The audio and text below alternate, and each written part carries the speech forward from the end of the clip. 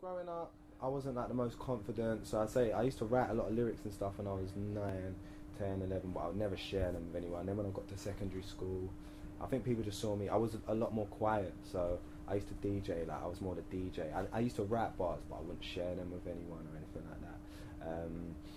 So, and then kind of like I got into it a bit when I was like 15, 16, but it just wasn't, I hadn't found myself yet. I was still like trying to be someone I wasn't. I just couldn't really work out what I wanted to do.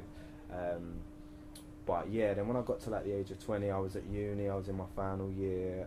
So what were you studying? I studied history.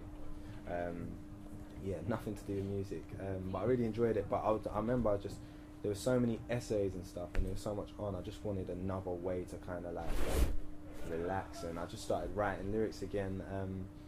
And yeah, then I met up with some really cool producers called The Confect, and I think that's what really helped, because they really helped, like, you know, help me like view myself as an artist and not just someone that writes bars. And yeah, so kind of from that point we started making mixtapes and that sort of thing, and it's just kind of built from there. Yeah. Now your music, so as a rapper you're very, it's conscious the word, but it's thought provoking. Yeah, I like to take like an introspective, like quite personal, approach to writing lyrics.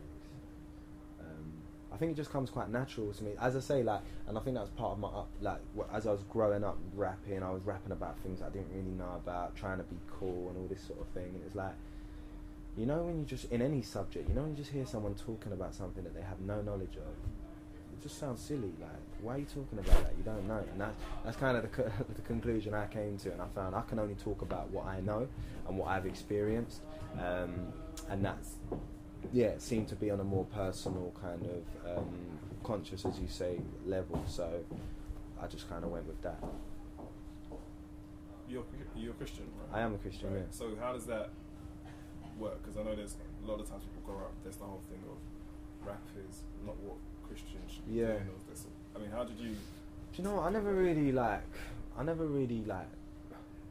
bothered with that. I mean, some of the CDs my mum bought me, I'm glad she didn't know what parental advisory meant. She was, bless her, it took her a bit of a while to clock on, but I think she just thought it was just making her aware that it was a CD. But yeah, like I was never like influenced by rap, like in a it never made me want to go and do anything stupid. It just really intrigued me and interested me in the way that people could like paint a picture. I just see it as like reading a book, or something. It's people telling stories, like, and a lot of rappers told fictional stories. Like when you listen to some of Eminem's stuff, like his early stuff, the stuff is like, it's literally like an imaginary world he's creating. So I just love the creative, and I always loved reading as well. So I just kind of saw it as that sort of thing, and it didn't really affect me in a negative way. I could see how it might affect some people, just in the same way, I don't know, computer games might affect some people differently, or horror films, or whatever it may be. But I don't think there's like it can be that black and white about rap music. But I think being a Christian has definitely like influenced the way I write, and the things that I would write about, and the things that I wouldn't rap about.